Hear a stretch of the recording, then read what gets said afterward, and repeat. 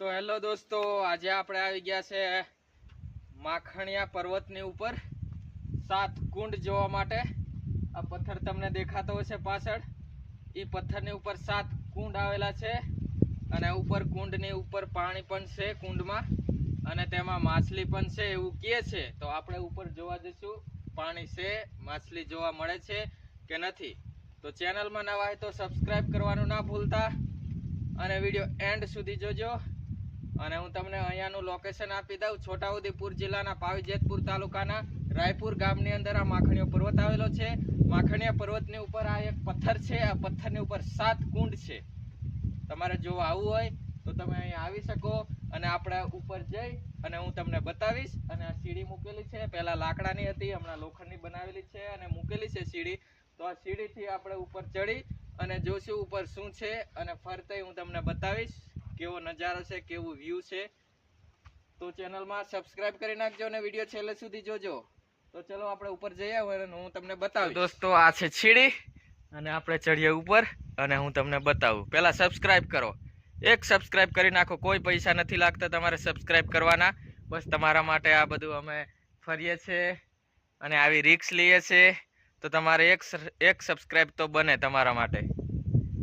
તો સબસ્ક્રાઇબ કરી નાખો અને આપણે હવે ઉપર ચડીએ અને જોઈએ શું જોવા મળે છે।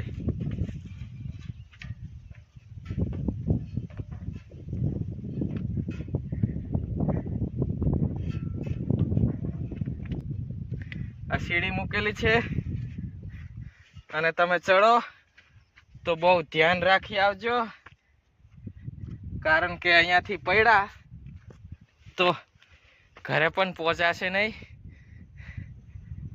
જો આ એક કુંડ છે, હમણાં પાણી તો નથી, ખાલી છે, અને આ સાઈડ પણ કુંડ છે જો, અને 2 કુંડ આ સાઈડ છે,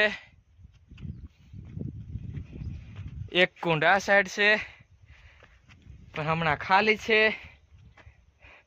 અને આ સાઈડ હેડંબા બનાવેલું છે, હેડંબાનો ડુંગર, એનો પણ વિડીયો બનાવશું। તમે આ વિડીયોની અંદર સપોર્ટ કરશો તો વિડીયો જરૂર એ ડુંગરનો બનાવશું અમે। આ સાઈડ ગામ આવેલું છે રાયપુર, અને આ સાઈડ સુખી ડેમ આવેલી છે।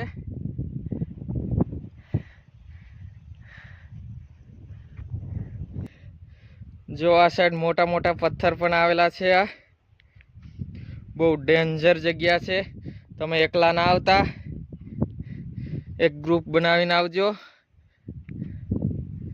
અને તળાવમાં પાણી પીવા મળી જશે, નાસ્તો બાસ્તો લઈને આવજો તમે। એક તળાવની અંદર લાલ પાણી છે અને એક તળાવની અંદર જે આપણે પાણી પીવીએ એવું જ છે। તો હવે આપણે વિડીયો અહીંયા પૂરો કરશું। સબસ્ક્રાઇબ ના કર્યું હોય તો કરી નાખજો, સપોર્ટ કરતા રહેજો આવા જ વિડીયો જોવા માટે। અને મળશું નેક્સ્ટ વિડીયોની અંદર। તમને લોકેશન આપી દીધું, આવવું હોય તો આવજો અને કમેન્ટ કરજો। અને આપણે આ વિડીયો અહીંયા પૂરો કરશું। ત્યાં સુધી જય હિન્દ, જય ભારત।